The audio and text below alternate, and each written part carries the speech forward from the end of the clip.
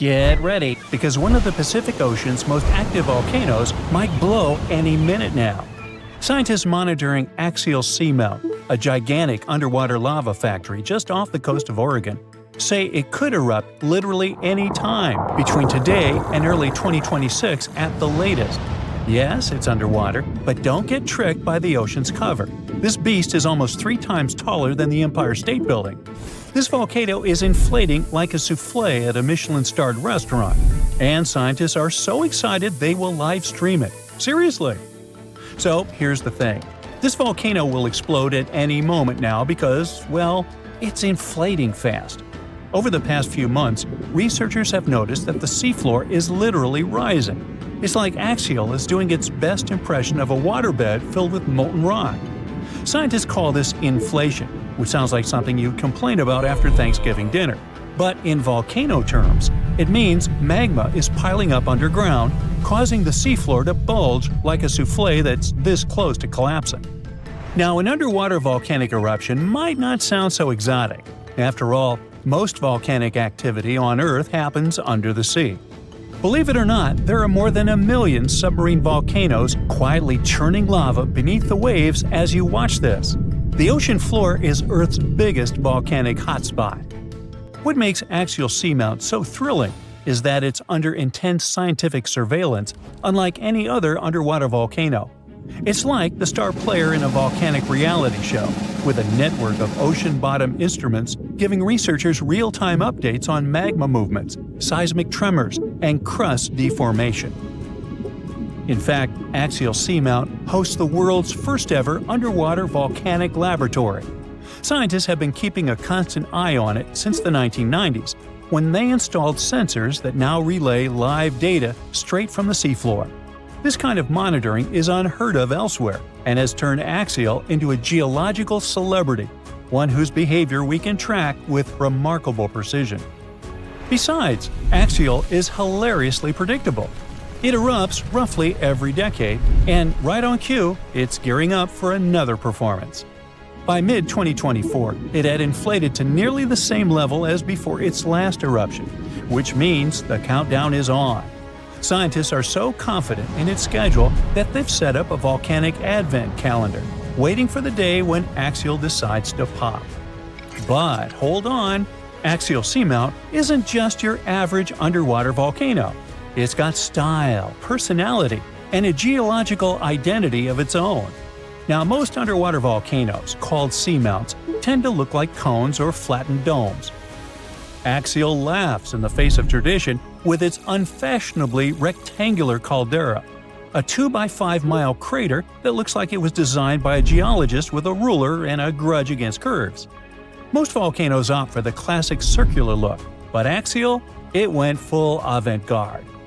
This caldera is punctuated by fissures, vents, lava channels, and mysterious dome-like structures that rise hundreds of feet high. It's like the volcano's wearing a funky geometrical crown instead of the usual rounded hat. What's more, Axial's location is like prime real estate for geological fireworks.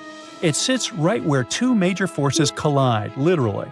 First, it's on the Juan de Fuca Ridge, an underwater mountain range formed where 2 tectonic plates are slowly pulling apart, like a zipper being undone.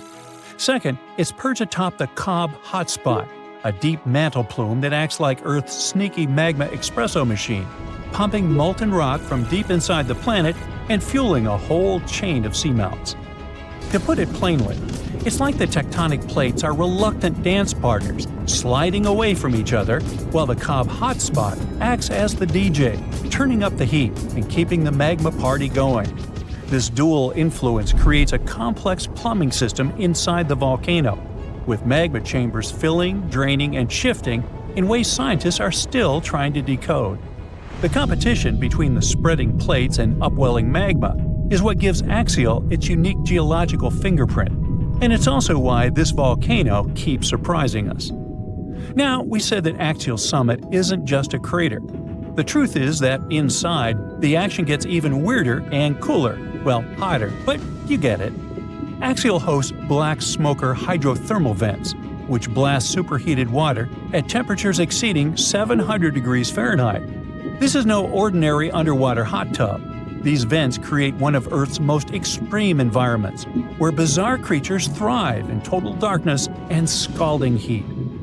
Giant tube worms, crabs, colonies of bacteria, and even octopuses live off the mineral-rich plumes that gush from these vents, forming ecosystems completely independent from sunlight and photosynthesis.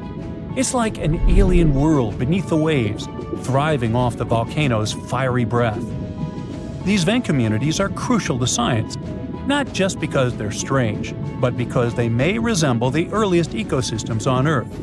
Some researchers believe life on our planet may have originated in similar deep-sea hydrothermal environments billions of years ago. Studying them could also help us search for life on icy moons, like Europa and Enceladus, where similar vents might exist beneath their frozen surfaces. When axial erupts, it's like a natural reset button for these communities. The lava wipes everything out, but within months, life comes roaring back. Proof that even in the most hostile environments, real estate is always in demand. For those worrying about tsunamis or coastal disasters, relax. Axial eruptions are the underwater equivalent of a slow cooker. The immense water pressure keeps things chill, well, scalding, but not explosive. So the worst thing that happens is some lava decorates the seafloor, and a few crabs have to find new vents to squat in. This means no massive ash clouds or explosive blasts that could reach the surface. Instead, lava oozes out and spreads across the seafloor, sometimes traveling for miles. But for scientists, this eruption is the golden ticket. Understanding axial patterns could help predict eruptions elsewhere, even on land. Plus, its bizarre ecosystems offer clues about how life might survive on other planets. Not bad for a volcano that mostly just sits around looking rectangular. Still, the volcano's activity can be heard in the form of thousands of small earthquakes every day. Thousands! As if the volcano itself was groaning and creaking, preparing to burst open. Again, we won't feel a thing, but at least they'll help scientists track the magma's movements and the volcano's eruptive cycle. Now, one of the coolest parts of this story is that scientists are preparing to live-stream Axial's next eruption for the first time ever. Imagine watching an undersea volcano in action, live, as it's painting the ocean floor with fresh lava. It's like a front-row seat to a natural fireworks display, thousands of feet beneath the waves. The livestream will come courtesy of the Ocean Observatory's initiative, which maintains a series of fiber optic cables linking Axial's instruments directly to shore. It's the Wi-Fi of the deep sea, and it's about to broadcast molten rock in HD. And there's another twist. Scientists have noticed a curious pattern in Axial's eruptions. All three of its most recent eruptions, in 1998, 2011, and 2015, happened between January and April, the months when Earth starts moving away from the Sun. So why? Well, it might have something to do with the Moon's gravitational pull. The Moon's orbit causes ocean tides to rise and fall, which changes the pressure on the seafloor and could help nudge the magma chamber to its breaking point. I guess the Moon isn't just a romantic light in the night sky. It might be the ultimate volcanic whisperer. So, one thing's for sure, when Axial goes, it'll be the best documented underwater eruption in history. So, keep your eyes peeled. This is one natural spectacle you won't want to miss. And who knows, if we're lucky, we might even get deep-sea eruption ASMR out of the deal. Now, if you'll excuse me, I'll be refreshing the live feed like it's a Taylor Swift ticket sale. If all the volcanoes on Earth suddenly erupted together, it'd be loud. We'd also have around 1,500 of these formations bursting at once. Now, normally it's just 10 to 20 volcanoes that are active each day. But what would the world look like if they all blew their tops simultaneously? Geologists think it wouldn't be pretty. Even if only the land volcanoes erupted together, it would set off a chain reaction way worse than anything we've ever seen before. The two big problems would be ash and volcanic gases. While the explosions in lava would be damaging for people nearby, the real danger lies in what happens next. A thick layer of ash would cover the planet, blocking out sunlight completely. No sunlight means no photosynthesis, which means crops would fade away and temperatures would drop considerably. And all this ash cloud could remain in our atmosphere for up to 10 years. Now, ash aside, there's also acid rain to worry about. Volcanic gases like hydrochloric acid and sulfur dioxide would mix with the atmosphere and fall back down as acid rain. This type of weather would harm the groundwater and ocean surfaces. Even if humans would find a way to survive up to this point, we'd have no corals and no other sea creatures around. Scientists have seen similar events in Earth's history at a smaller scale. Big volcanic eruptions have been linked to mass extinctions. When Mount Pinatubo erupted in 1991, it cooled parts of the world for 2 years.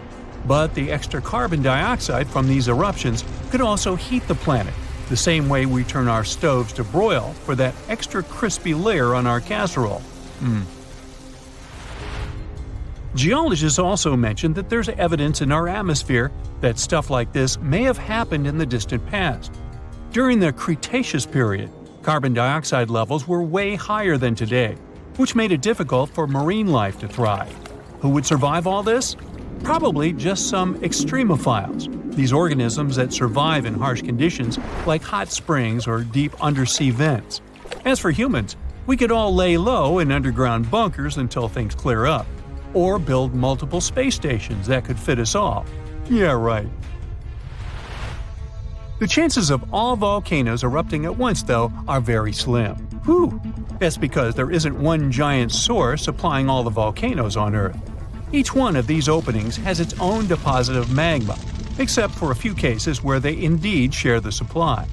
For example, in 1912, Nova Rupta in Alaska erupted alongside another volcano sharing magma.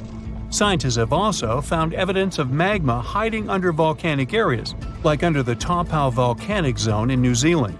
This magma can spread out horizontally for long distances, but is still just a local feature. Even if we consider all the magma under Taupau as one system, it's not connected to other volcanic areas like Indonesia or the Philippines. Because the great majority are isolated, volcanoes can't sync up to erupt at once. The magma comes from different processes, like mantle decompression or adding water to the mantle through subduction. There's no way to make all these different volcanoes erupt together because of how tectonics work. Now, that doesn't mean we won't see interesting volcano activity in the future.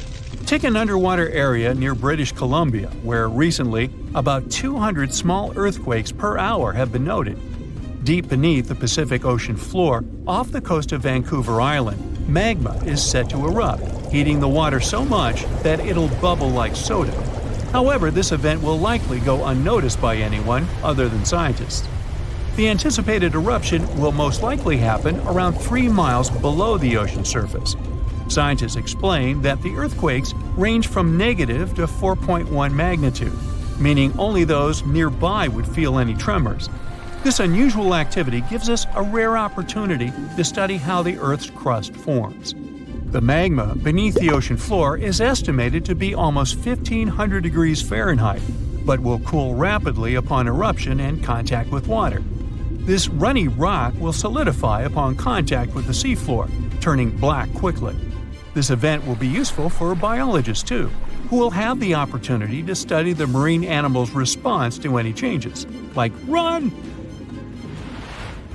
Antarctica, often seen as a vast icy continent, also holds a volcanic surprise beneath its frozen surface.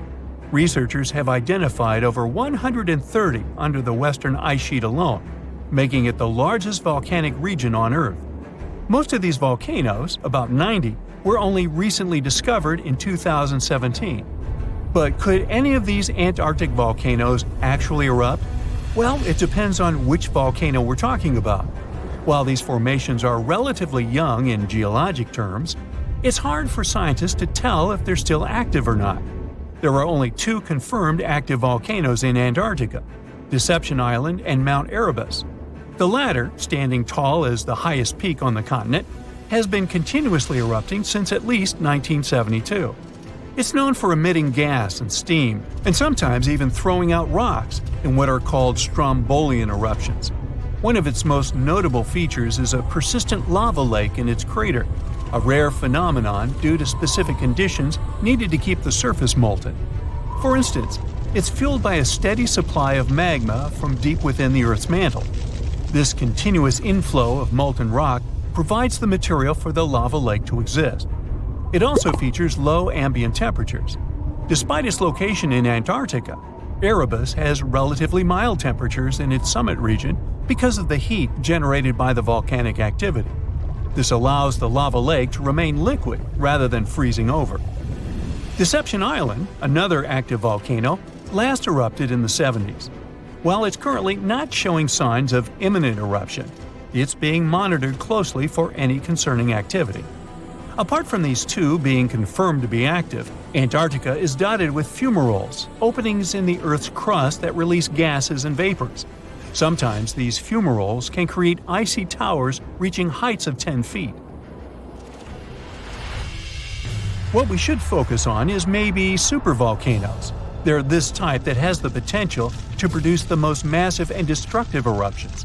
Unlike the typical one, which has a single vent, supervolcanoes have a vast magma chamber beneath the surface, spanning tens or even hundreds of miles in diameter.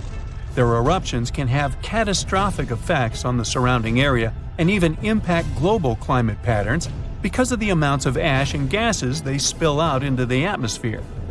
One famous supervolcano is the Yellowstone one, which some say is gearing up for another eruption. It has the capacity to unleash a colossal eruption, spewing over 240 cubic miles of material. As much as we'd like to predict its behavior, volcanoes don't stick to a calendar. On the contrary, eruptions simply happen when there's enough magma beneath the surface. There also needs to be enough pressure for the magma to travel upwards.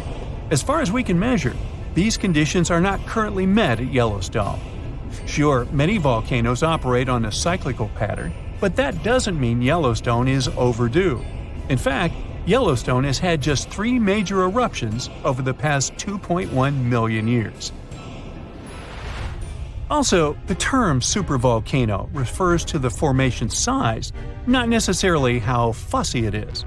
Yellowstone's monitoring is extensive, tracking seismicity, ground deformation, thermal emissions, gas, water chemistry, and surface changes. Signs of an eruption would include thousands of earthquakes over a short period. We'd also see deformation on the ground and weird gas emissions ahead of time. Stable as it might look like for now, the consequences of it having a major eruption could look ugly. Ash dispersion could blanket a 500-mile radius, potentially disrupting Midwest agriculture and clogging waterways. Ash and gas emissions into the stratosphere could induce global climatic effects, making our planet colder for several years. And yes, we've seen some research that it shows there's more liquid molten rock under the Yellowstone volcano than scientists believe. But that doesn't translate to imminent danger. The floor is lava! Haha, just kidding. But honestly, it's kind of falling apart. You might not feel it yet, but a huge part of North America has already lost 37 miles worth of rock from its foundation. And no, this isn't about earthquakes or giant sinkholes. It's about the continent losing pieces of the very thing that keeps the ground from wobbling around like a bad carnival ride. A team of researchers has just dropped a geological bombshell. Part of North America's ground is thinning out like a very sad, very slow ice cream drip. How do they know? They basically gave Earth a high-tech full-body MRI and created 3D maps showing how rocks once considered indestructible are now melting away into the planet's guts, like an upside-down cheese pizza inside an oven.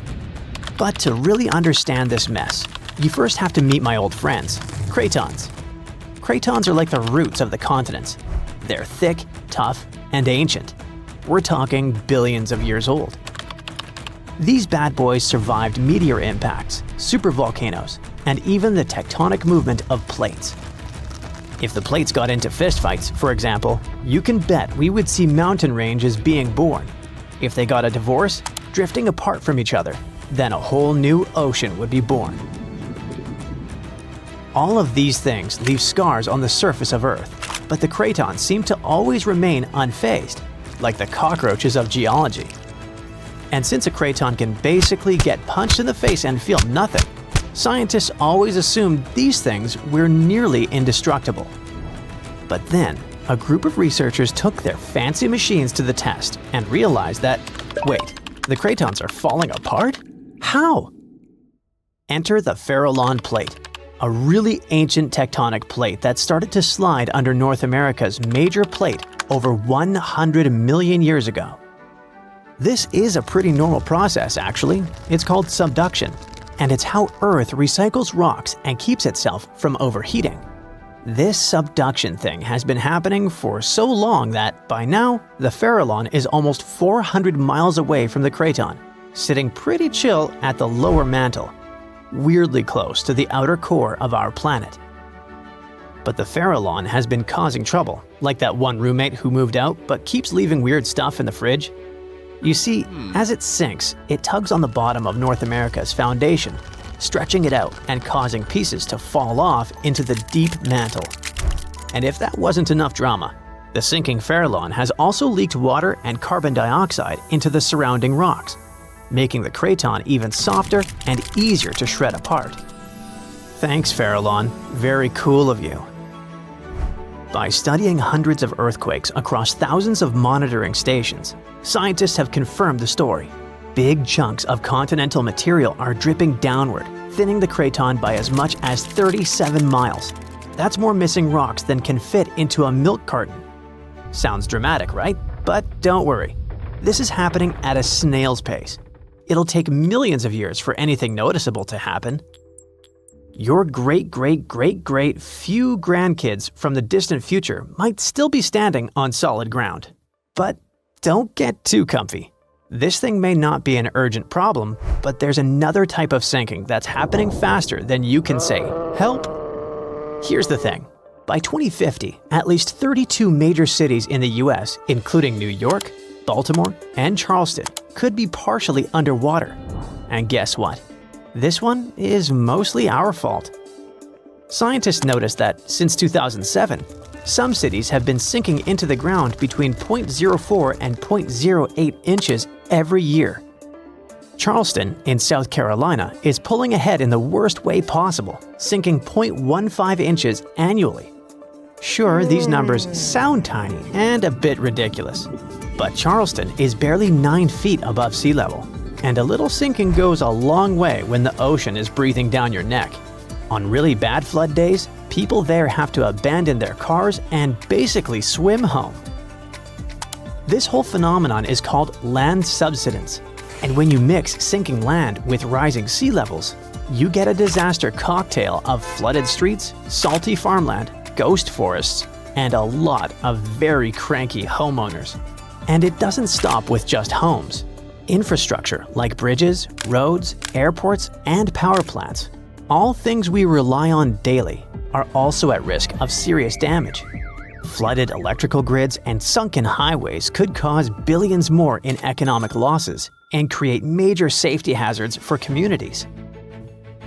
Now, let's be fair. Not everything is humanity's fault. Some of this trouble dates all the way back to the Ice Age. About 12,000 years ago, massive ice sheets covered the northern US. They were heavy, like seriously heavy. The weight pushed the land down, and when the ice melted, the ground didn't just pop back up like a trampoline. Instead, it started playing a weird game of geological seesaw.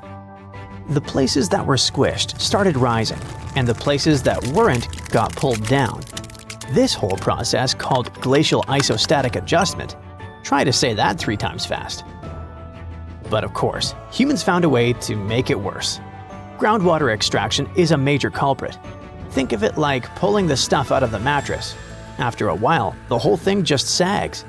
In places like California's Central Valley, the land is dropping by up to 8 inches a year because we keep pumping out water during droughts. In cities like New York, the problem isn't just water. Skyscrapers themselves are making it worse. Yep, turns out if you stack millions of tons of concrete and steel onto soft ground, it tends to flatten. And in case you're wondering, the total mass of New York City's buildings is around 1.68 trillion pounds.